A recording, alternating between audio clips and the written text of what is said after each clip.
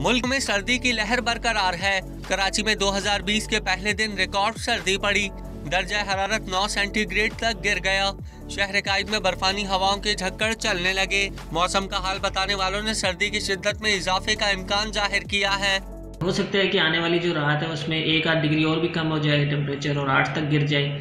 लेकिन जो इतनी तेज़ी से तेज़ स्पीड से हवाएं चल रही हैं 30 से 32 से 35 किलोमीटर फी घंटा की रफ्तार से, तो उसके नतीजे में ये होगा कि दिन का टेम्परेचर भी ज़्यादा नहीं जाएगा। बालाई इलाके भी खून जमा देने वाली सर्दी की लपेट में है। सबसे ज्यादा सर्दी गिलगित बल्तिस्तान में पड़ रही है। इस कर्दू में पारा -11 और पारा चनार में -6 तक गिर गया। अस्तूर और कल्लात में -5, गिलगित और कोयटा में दर्जा हरारत -3 रिकॉर्ड किया गया है। दूसरी जानिब लाहौर समेत पंजाब के अक्सर मैदानी इलाकों में धुंध छाई रही। हद निगाह भी 50 मीटर तक रह गई। मोटरवे पुलिस ने शहरियों को दौरान सफर गाड़ियों की लाइट्स रोशन रखने की हिदायत की है।